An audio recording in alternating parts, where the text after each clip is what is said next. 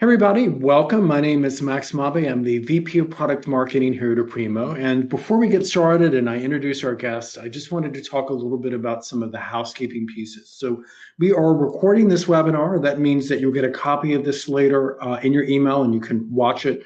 You can share it with your coworkers or friends. If you have to drop early, that's fine because you'll get that recording. There's a Q&A panel on the side of the interface here. Feel free to ask questions throughout, and we're going to have some time at the end where JD and I will go through and answer those questions.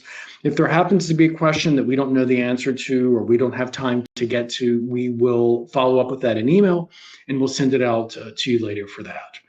Other than that, I think we're pretty much ready to go. So I introduced myself already. Today we're going to talk about the world of integrating systems. It's fairly complicated. I think there are some things that we probably all have had experiences with, both good and bad. So we're going to talk a little bit about some of the things to watch out for, and we're going to talk about some of the insights that we have based upon our experience in the MarTech world. I'm actually joined by JD from one of our partners, gateB. And JD, I would be remiss without saying that you guys were the Innovation Icon winner for the Aprimo Apex Awards, which we announced, I think maybe 2 or 3 weeks ago. Congratulations on that. And thank you so much for joining the webinar with me. Thanks, Max. It's a real pleasure to be here, and I look forward to speaking about some of the interoperability challenges and ways to overcome those with Aprimo. So thanks again for the introduction and the award. Let's get to it. Let's do it, yeah.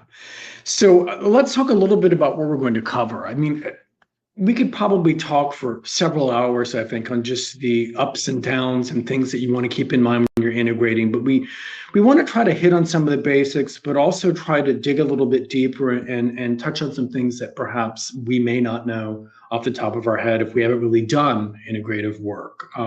So we're going to talk a little bit about the landscape and the challenges and how you can optimize and scale things to meet your workflow and to work in your ecosystem. We're also going to talk about some of the best practices, some of the basics that you really want to keep in mind to make sure that what you're doing is not only effective, but most importantly, when it comes to integrative work, cost effective, right? We don't want to spend a lot of money and then in the end, not really have an integration or a connection point that is really meeting the needs of our organization and our workflows. And lastly, which I think will be kind of peppered throughout, is we're going to talk a little bit about strategies and post-integration care strategies, right? You've worked with a partner or you've worked with your inside team or your inside teams work with a partner to make sure that your integrations are up and running. They all leave and now it's day one, you're by yourself. How can you make sure that those integrations are really going to work the way you expected? And what do you need to do as an end user to make sure that things kind of hum along as your business needs change? And of course, as your software has upgrades throughout the year. So we're going to touch on all these pieces. And let's drop off here at JD on the first piece, which kind of a set here, which is some of the common challenges that we see or have seen as we're out and about working with customers around integration challenges. I think I'll start first and then I'll hand it over to you. I think one of the biggest things that I've seen is that legacy tools, right? And legacy ways of working. That's a big challenge, right? Also, you've got a lot of systems. Do we integrate with everything that we have, or do we start in one place and then grow out later? I think these are things that can be very challenging, making those initial plans about where to start, where to end, and where to grow in the future. And I say probably the biggest problem is change management. That's not really the software. It's kind of convincing people internally, right, that we're going to change the way that we're working, and there's something in the end that is going to be a plus for you and your teams, right? So there's a little bit of kind of internal selling to make people understand that that integration work and that challenge is worth it in the end. Yeah, absolutely, Max. I think what we often maybe forget when we're looking at systems or solutions like a dam is it's not a standalone system, right? It functions in an ecosystem. You're going to have to get some sort of product data from a product information management system. Maybe you want some sort of price correlation data from an ERP. Maybe you want some of your assets to be pushed out and orchestrated via a CMS system to your websites. And maybe you want to understand in terms of personalization which assets are going to be the best to display to which customer by integrating insights from a CRM. So I think the first thing to really get your head around is that it's just one building block within this kind of MarTech house that you're building that's there to deliver against your key business objectives, whatever those may be. And I think the two things that I see there a lot, or that we at gateB have seen, is there's kind of two starting points. When you're choosing a DAM system, and you're thinking about how to best manage your digital assets, there's two places to come from. There's really the old school historical legacy setting where a company will be using a SharePoint or a local file server or some sort of local drive. So there's no real enterprise DAM in place yet. It's kind of historically grown from different agencies put their images and files into different folders. A lot is done via email communications. There's not a whole lot of structure there. It's kind of a Wild West situation, and a company is looking to implement an enterprise DAM to kind of to alleviate some of those let's say low-hanging fruit like duplicate recognition or structuring workflows and kind of getting everyone into a single source of truth, making it easier to find things, increase searchability, to increase reusability of assets. So that's kind of the one starting point. And then the other one, and when you're if with that first starting point, the main challenge there is there's so many DAMs to choose from, right? And different business units will have different priorities and different preferences, and depending on how the organization is set up, it's going to be a tug and pull of different opinions to decide which DAM is the right DAM for that organization. But one thing that they all have in common is they all look at how well is this going to fit into the ecosystem or into the landscape of other systems that I have, and not only now, but also in the future, right? Because systems, everyone's composable DXP is focusing more on how easy is it to swap different pieces of that ecosystem out.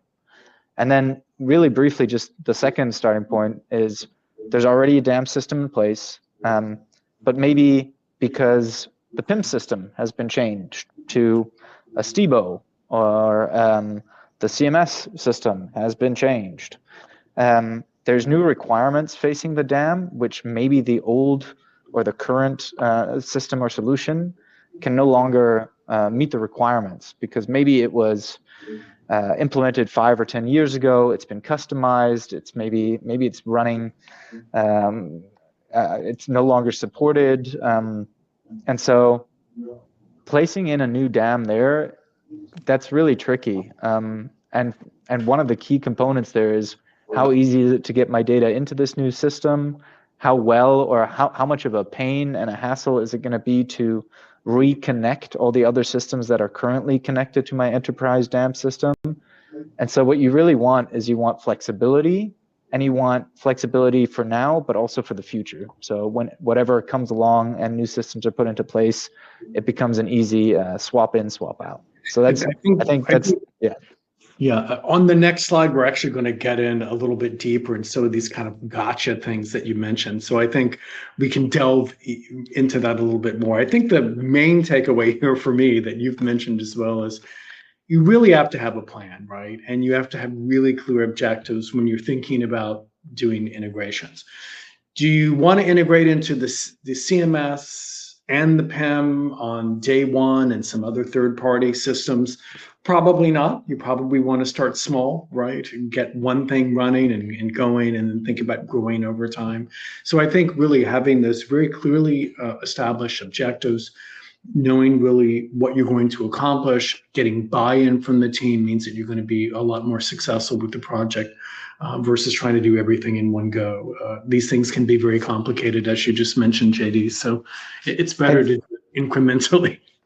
I think I would mostly agree with you there, Max, because the large enterprise companies that we work with, our clients, it's not really an option for them to only integrate the PIM but not the CMS. So very often there's a complexity there that's just, we need to think it all through, and we need to think it all through at the beginning, and we need to be very clear about what data transfer needs to happen between the PIM system and the DAM, what data transfer needs to happen between the DAM and the CMS, how are assets going to be moved in and out. Maybe there's some local or regional challenges, as maybe the CDN might not be supported in every country, or how do we handle sensitive information when we're talking about public links?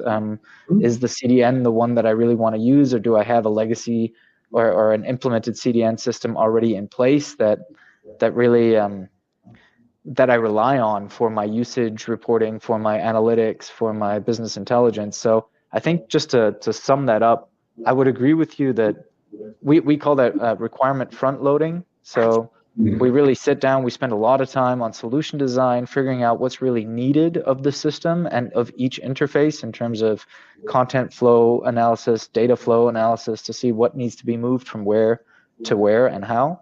So if you spend a significant time, and I know everyone, once a project has been signed off, they want to get going and focus more on the implementation, but that solution design part and requirement front loading is really critical at the beginning. That's one of the main challenges I think that people might, we see often skip too quickly.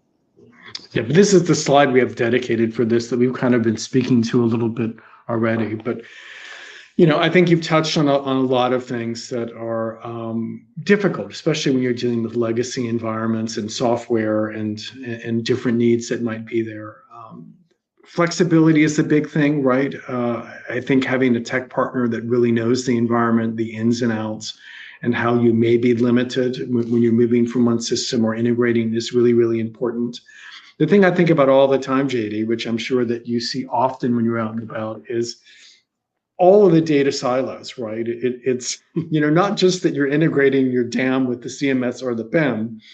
There are always kind of these hidden kind of caches of files or work groups or people that are using the SharePoints, the Google Drives, right? The local file pieces. Yeah. And it's kind of getting all those things together, trying to get those into the DAM or the system of record, right? And then, you know, trying to move people off those ways of working, which I think we oftentimes forget about, those legacy workflows and kind of silos that are all around the organization can make it even more challenging.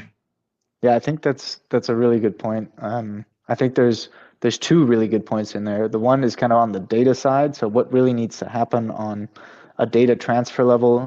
What do data flows look like between systems currently? And what you always have the next system relying on a critical piece of data to do whatever job it needs to do, versus what is the previous system delivering. And then that second point that you spoke to is workflows and ways of working. And I think that's kind of where that change management aspect comes in, as well. Is new is always bad, right? That's what biology and evolution has taught us.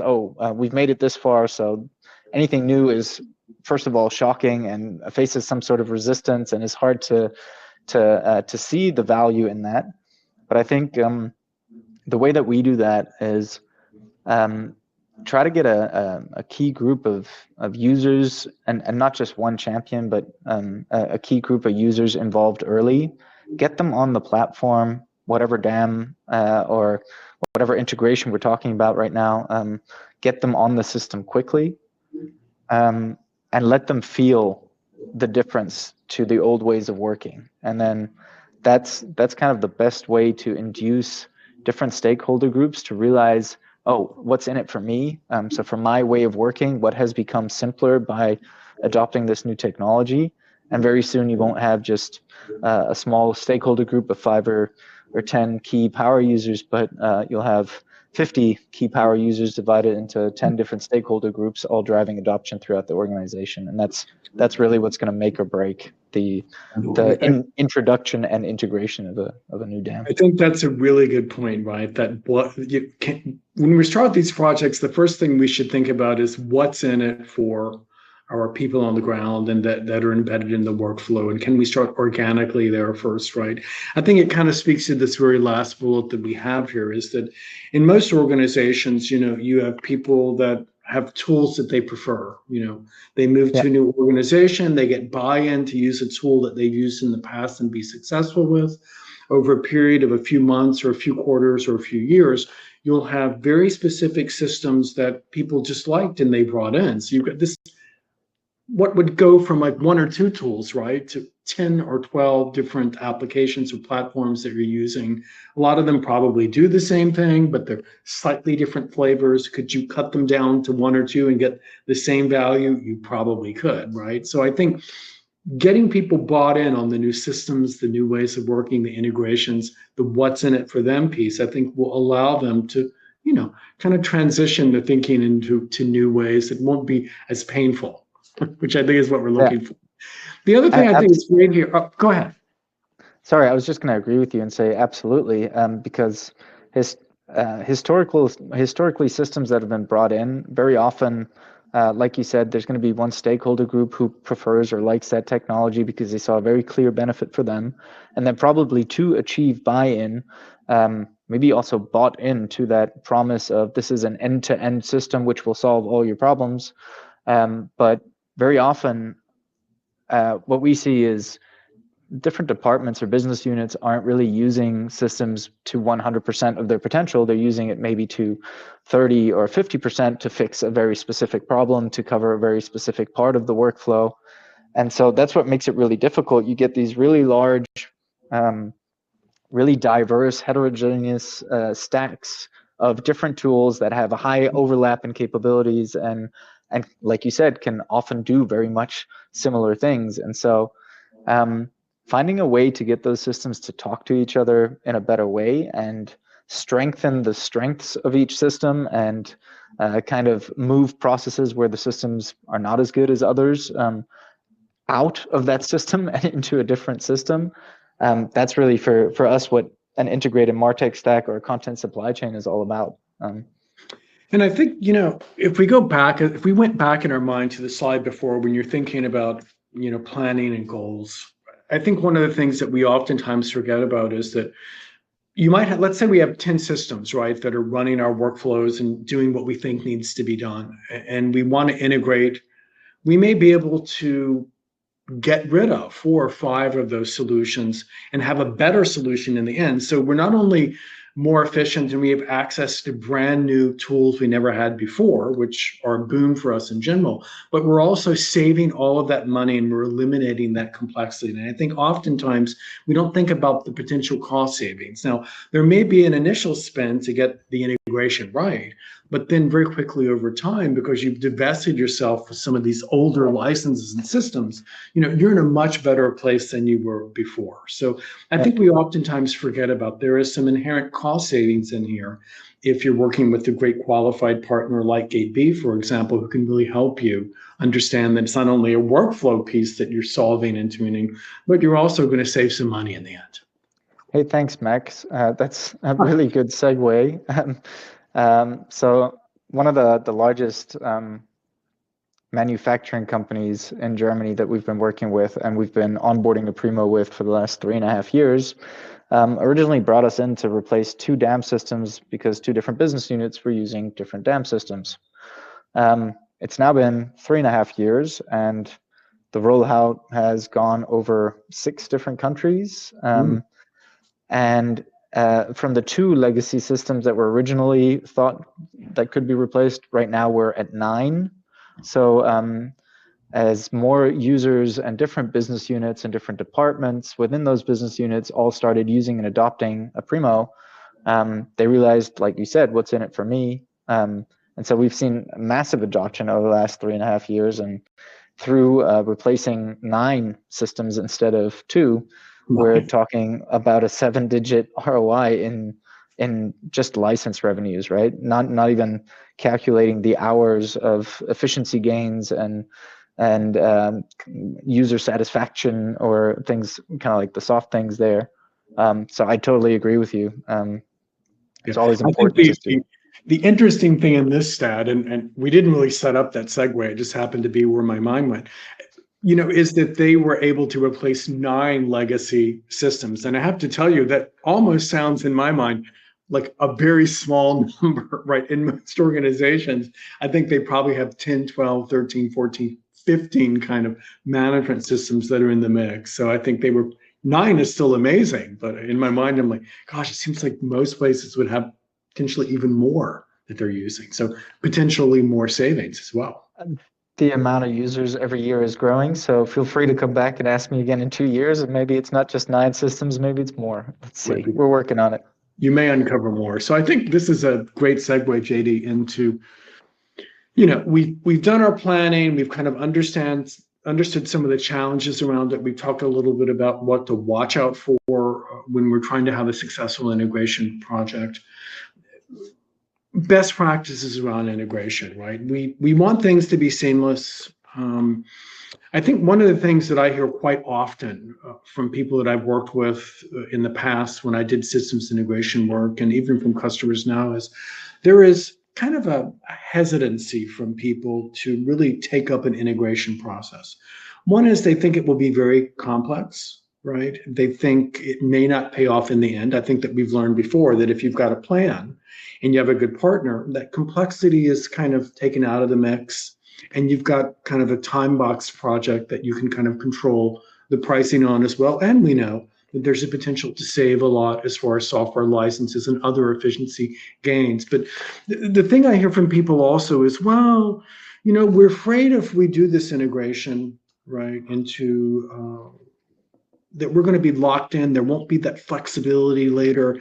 And then we're going to have a monthly bill of maintaining this going forward. So I think there is this feeling around integrations are complex to maintain over a period of time. And I'm wondering, hopefully I don't put you on the spot here because we didn't really practice this part. Can you talk a little bit about not only integration best practices, but it's not really that complex in the end. And I think it's not going to cost you a lot of money in the future. I don't know. Can we, I don't want to do more of a question here. Just this idea of, how can we set people's mind at ease that with integrations and if you do it right and the best practices, it's not really going to be a lot of work to maintain going forward? Yeah, I think I'm happy to speak to that, but I think I would separate those 2 points in a little bit. It's one thing about lowering the barriers of entry or the initial effort, cost, probability of error when taking up an integration project. And then it's another story of how do we maintain that integration. I think we're going to speak on maintaining integrations a little bit later, but just in terms of how do we get there, and is it such a big feat? No, it isn't. Integrations are complex. Yes, they're not easy. But one of the main components is getting the right people at the table at the very beginning and getting them together to all define their requirements in a very thought out manner. One of the main cost drivers in integration processes is that requirements towards the integration come out later. So while you're already implementing the integration, and that's costly and annoying for everybody. Right? Because you've got project managers who have sprints and they've ticketed this to go a certain way. You've got user expectancies and stakeholder expectancies on the client side, deadlines that are facing you. And so when requirements change during the project, fine, you can absorb some of that through agile and Scrum ways of working, but not everything, right? And so really what I said earlier, requirements engineering, front loading, sitting down at the table, making sure you've thought everything through, that's step one. And in terms of best practices, I can't emphasize it enough. I know it's costly and clients might say, okay, it's a lot of workshops, nothing's been implemented yet, but it's worth it. Then the second point is there's always more than one way to roam, right? So there's alternatives. What we very often do with our clients is scenario planning. So what would it cost and what would it mean if we did nothing and we kept the same situation as is? What would it mean in terms of effort and what would it cost if we changed the workflow? So the human aspect and the process aspect versus the technology. Then what would it cost and what kind of effort would be involved if we changed the technology? So what's involved in license costs, what's involved in implementation services, but really getting a clear picture of those different scenarios. That's going to help you get a lot of buy-in from management because it shows that you've thought through what you're trying to do here. You've scoped out the different options. You've really quantified the benefits and the costs. And so you really know what this project means and have budgeted accordingly because you know that the alternatives would be more expensive in the long run, or they wouldn't solve the problem in terms of becoming future ready. So that's I think that's step 2 in terms of best practices. And then step 3 really is I wouldn't call it trial and error, but it's kind of like when you're dipping your toe into really cold water. You start slow. You start slow with a minimum viable product or a proof of concept or a connectivity test, right? Get a small number of users, get a trial going, see what you can do, test things out, and that will inform your requirement engineering process. So the whole solution design really lives from getting people on the platform, having them try things out together with the implementation partner, and getting a feel for the art of the possible. So what's feasible, and it also allows kind of this innovation and creativity in formulating new ways of working when you see how it could be done. Because not everything needs to be always migrated or copied over from the old world to the new. Not every process of how things are being lived today is the best way of doing things. So I think that would really be my third kind of integration best practice would be start small, learn fast, fail early. If it doesn't work, change direction. But at least that way your investment's kind of protected. And yeah. No, I think these are all great. And the thing that comes to mind is here, this can be, and I hate to use the word, people will probably be angry with me, but I'm going to use it anyway. I think these can be really fun projects. People are like, what do you mean in integration? How can it be fun? It can be fun, right? Because I think if you sit down with a great partner and your great tech team and coworkers and really think about the planning part, how you're working now, how you can work in the future, think about opportunities versus problems that you're solving here, right? Check out all the new features and functionality you're going to have, right? That's fun as well, at least it is for me, right? And I think you're correct. Test. Maybe it works, maybe tune a little bit, right? But I think a lot of success in integration is the pre-planning, really understanding how you're working, how you'd like to work in the future, being able to pivot a little bit when you need to once the project has started. I would agree with you, JD, is probably okay. But if you've done that kind of front loading and planning correctly to begin with, it's going to minimize that, and that's going to make the project more fun already, right? But I think these can be exciting projects, and they can be fun if you go into it with an open mind that, you're going to get new functionality. There are different ways of working. I think these can be really great projects.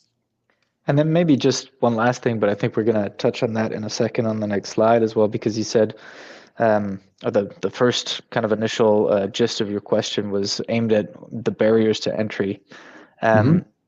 There's different ways to test, right? You don't need to go off and build a custom REST API on some AWS hosted middleware from day one, right? There's connectors out there. There's SDKs. And I think that's what we're going to touch on next a little bit. See what's already there. Maybe there's something that you can use. Maybe it won't fit the use case perfectly, but I think that'll definitely and I think that definitely reduces that. Yeah, I think we can segue to the next slide. I would agree with you. I mean, I would liken it to going, let's say that you're going to purchase a new car, right? The car might have almost everything you need. The main thing is that it will get you from point A to B efficiently, right? And it's safe and comfortable. It may not have some of the bells and whistles that you want. And I think I use that when you're thinking about, okay, there's a pre-existing connector, or there is an API or an SDK, right? If there's a pre-existing connector, it might get you 90% of the way there. And then there's a little bit of customization around it to get more of what you're looking for, right? And I think that's what we oftentimes forget about. Connectors are a starting point. Some of them are much better than others, right? But they certainly get you a lot faster than it would be if you had to code from scratch a connector yourself, right? So keep that in mind with connectors. That's one tip from me.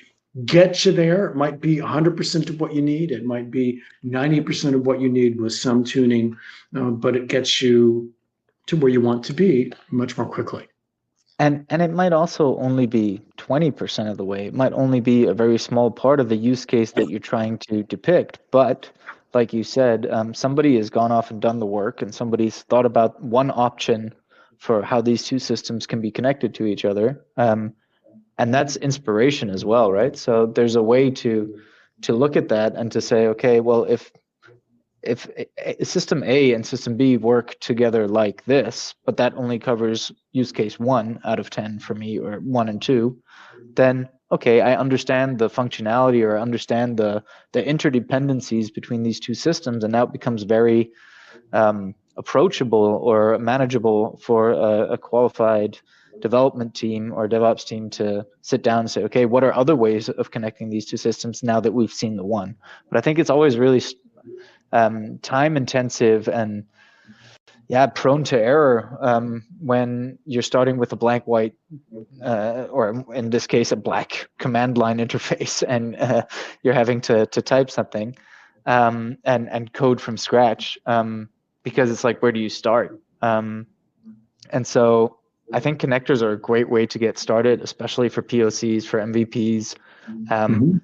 Word of caution, don't put too many expectations on connectors, because yes, they're not there for every unique personal use case. That's not why they're there. They're to cover that broad spectrum of most of the requirements, but not all of your specific ones. And so don't get disheartened if the connector doesn't work exactly the way that you want it to, or if only 50 or 60 or 70% of the functionality is covered that you need.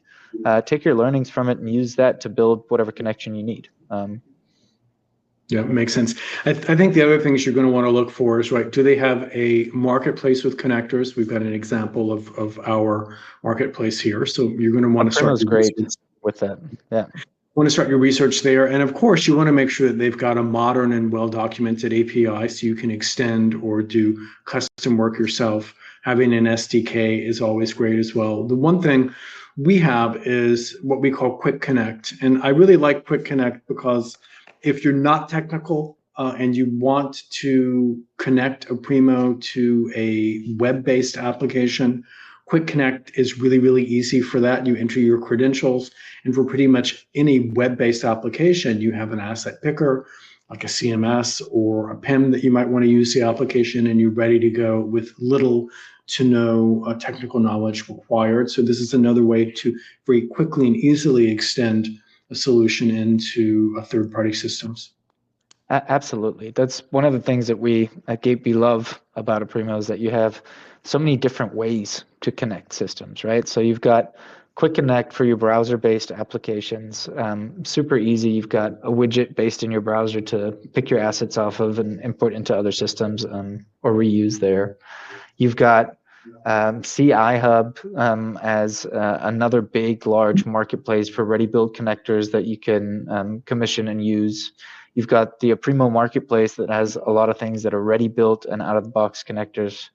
And then you've got a relatively easy-to-use REST API setup in Aprimo. So if that's kind of what I was saying with start, not slow is the wrong word, start fast, but small and learn quickly. So start with an integration level that's relatively low in terms of complexity, see what it covers in terms of use cases. If that doesn't work, move to the next level, see if there's some other pre-built connector that you can use, or what CI Hub offers. And then if that still doesn't work, then start scoping out a custom REST-based API. Yeah. So I think we talked a little bit about this, adaptability and action. I think it's kind of a theme throughout what we're doing here. Mm-hmm. Making sure that there are tangible benefits for your project, that the end users can actually see the benefit that they're going to get, whether it's enhanced collaboration or the ability to automate some of the more tedious parts of the workflows, I think are really, really important. I believe, JD, that you had put some great examples in here in the bullets, and I'll let you take a few moments if you'd like to walk through these. Yeah. So integrations can be complex. They can be costly. So the question is always, why am I doing it? And the more we talk to clients, like I said, DAM is no longer a standalone system. It's the heart, it's the foundation of a content supply chain. So if we think about how users are producing content nowadays, so we're talking about marketing managers or product owners, we need product data and we need the right image to match so that we can easily identify the product that we're talking about. If we change or update that image because, I don't know, new brand strategy or new features have come out, then we don't want to spend time manually going through one system and then the next system and then the third system to correct that or to update that, because this will happen in the dynamic world of marketing and new product releases more than on a daily basis. It'll probably happen 2 or 3 times a day. And so if we can find a way to really transfer that data in a streamlined and efficient manner with possibly as low manual effort as possible, then that's the big gain from all this. Maybe the second big gain, before I go into the examples a little bit, is speed, right? So how fast can I react if in the world of personalized web content and a CMS which reacts to data in my CDP in real time, how fast can I get that right image to the touch point where I need it to be, and to basically help my users along their customer journey. And so the more integrated my systems are, the faster I'm going to be able to do that with either a single click or fully automated on a trigger-based notion. So what we saw at a few companies here is one of the large automotive brands that we work with, when the key users were looking for assets before, they had to go through different, let's call it different sources of truth. They had a backup file server. They had a DAM system, which was supposed to be a source of truth, but it wasn't, because in the PIM there was different assets. So finding the right image that they needed was minutes, if not half an hour or 45 minutes to find what they needed to find.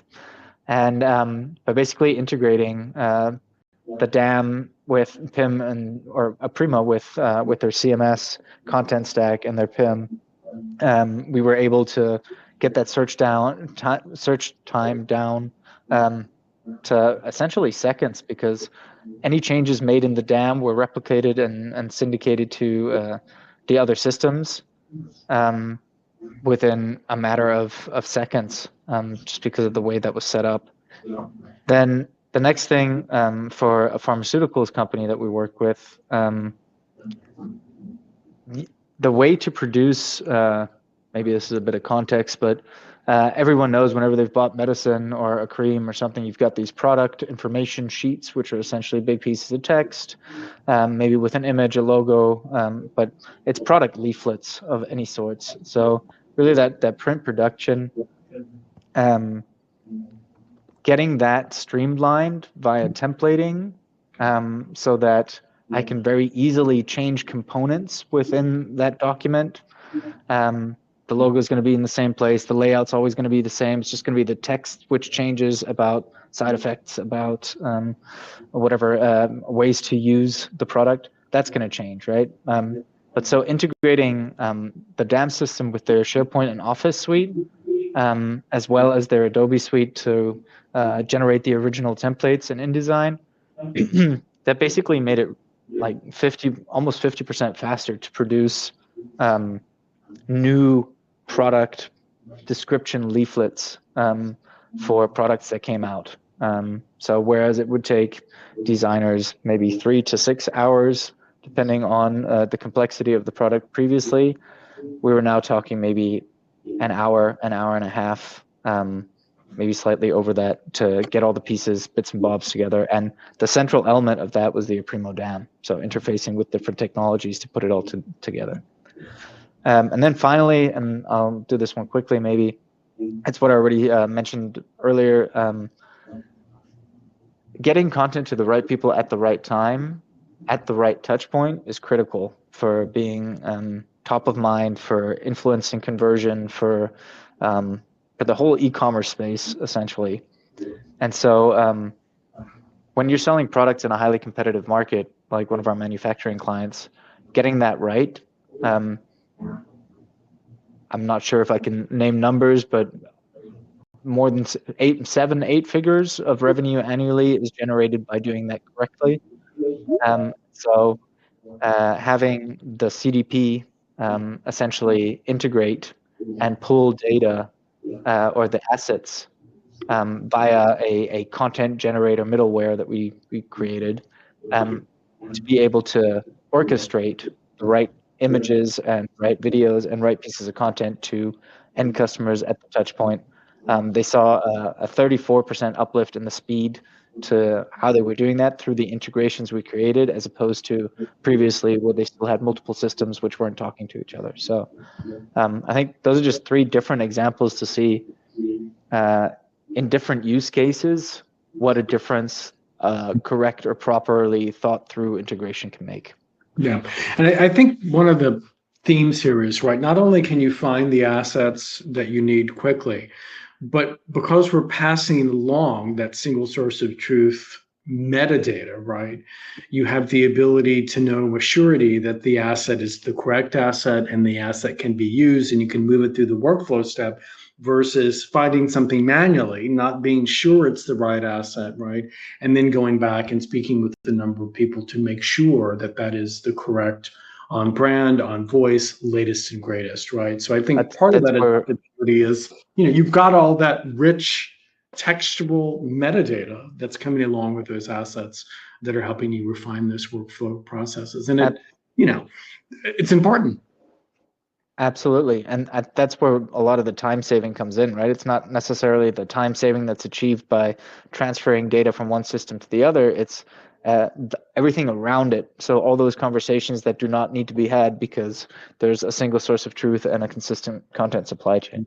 It's having that confidence that you're to move things forward, I think, is really important. Another, I think, key part here that I think we've all probably dealt with is keeping these systems alive, right?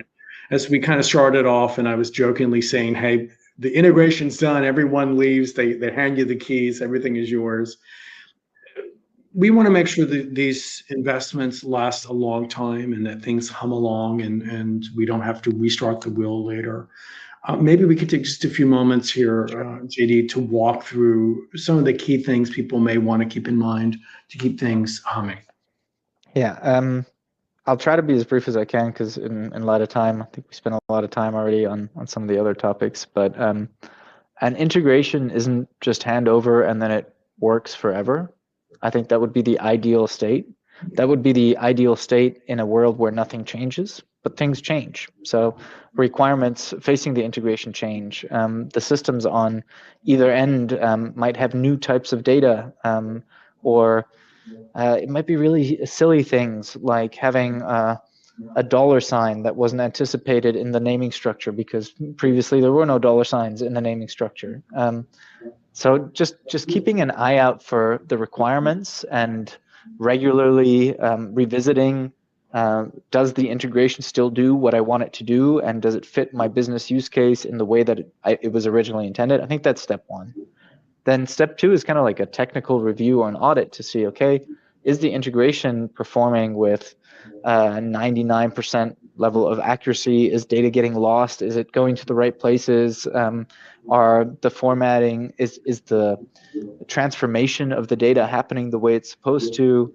Are things getting lost in translation? So really looking at, from a technical and data perspective, is the integration what it's meant to be doing, and that with a 99% accuracy, or are there hidden bugs or errors which have come out through time but haven't been discovered yet? So really monitoring and auditing your integrations regularly is key. And then the last thing is usage and performance for me. So very often clients will use a middleware like Boomi or SAP Integration Suite, and will have us build whatever custom middleware it is on their systems. But when we leave, if we don't have access to that middleware infrastructure, then we don't know if there might be more optimal ways to set up or to provision the resources behind that integration. Can we save money by changing to a different instance type for the computing resources behind it? Can we get more performance out of it by increasing load balancing? Do we need to introduce load balancing into an integration or into a middleware script? So long story short, I think it's really important to think about usage and performance, because as more users use the system and adoption grows, the integration is getting used more and more, and previous performance requirements may have been easily met, but it might not be so in today's way. So looking at those three things, I think something that should be done regularly, probably not once a year, probably more regularly than that. Ideally once a quarter, maybe once every half a year. And what we often do is we integrate something like a maintenance fee or a maintenance model into our support contract, so that we regularly revisit those integrations that we've built with the client together. Yeah, workflows change over time, right? They're organic because people change them, right? And you want to make sure that your integrations keep pace with that as well. Before we get to questions here, one of the things is we really want to make sure that we're building for the future, right? I think it's pre-planning, making sure you have the right choices, the right tools, that you've given yourself that room for growth in the future and that flexibility. And certainly your partner is going to help make sure that you're creating something that's not rigid, but gives you that flexibility to adapt for future growth and where you need to take your business. And of course, we don't know what's going to happen tomorrow in the market. We want to be able to move toward that versus feeling locked in. So JD, let's take a few questions here. Let me quickly look here and see what we've got. We're a little bit long, so I do apologize to the audience. You probably won't be able to answer more than two here. Let's see. I think this is a good question here. Someone is asking, how integrated, in most organizations, how integrated are digital assets with the rest of the tech stack? I think they mean the tech tools, and they've got in parentheses here, integration into CRM, e-com, and PIM systems. Do you want to take that one, JD? Sure. I think that's, I'll answer that really quickly and say it depends on the technological maturity of the organization that we're talking about. In most cases, digital assets or a DAM system is integrated with the other systems as it could be. So sit down with an implementation partner or a solution consultant and analyze what would be potential low-hanging fruit from integrating more. What would be the next steps to do that? What use cases could be realized if integrations were set up differently or more deeply.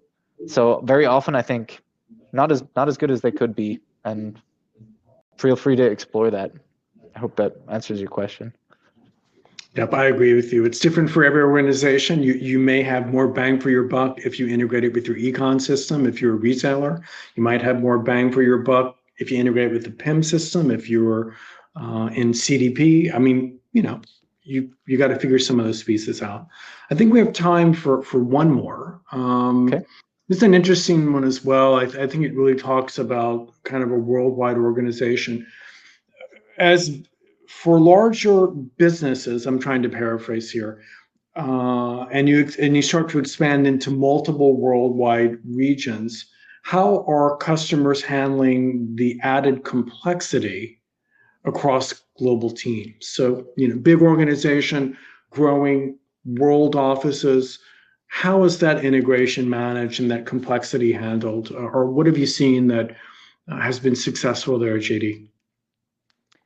Um, people, right? So different cultures all across the globe, different business units with different requirements globally.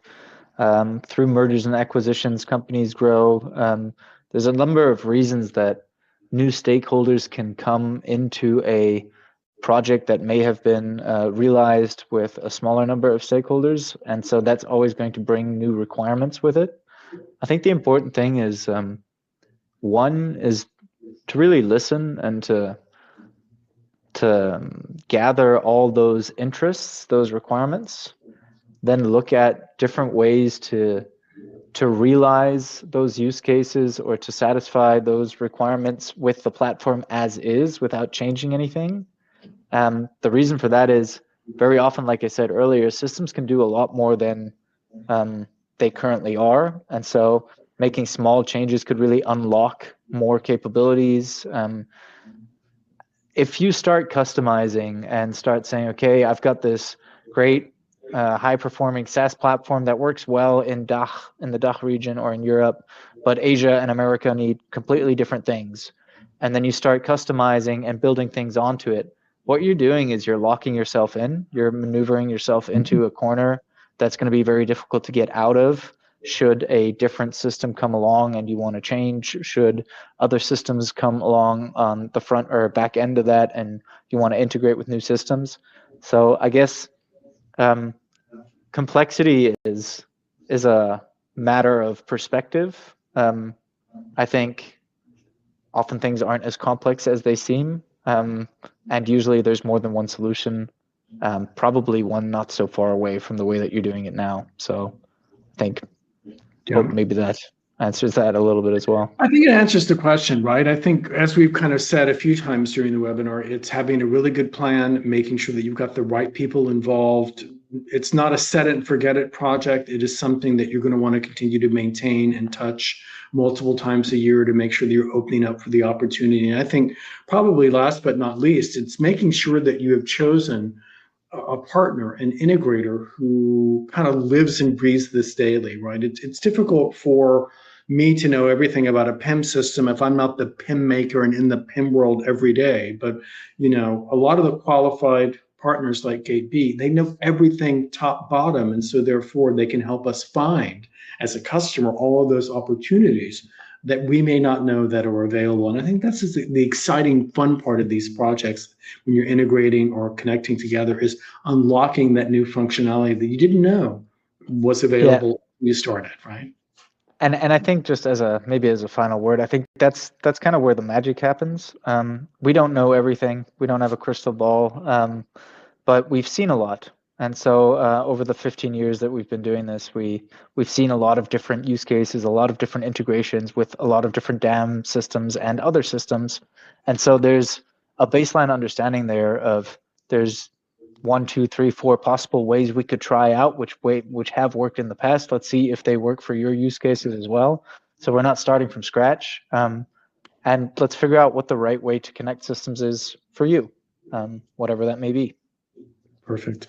Well, JD, hey, it's been fun. I feel like we could just go on and talk about this for another hour, but unfortunately, we're trying to limit this to about 45, 50 minutes. But I appreciate you being on the call. Just a reminder, everybody. Oh, sure, yeah. Just a reminder to everybody on the webinar, you'll get a copy of this in your email. Feel free to share that with others or watch.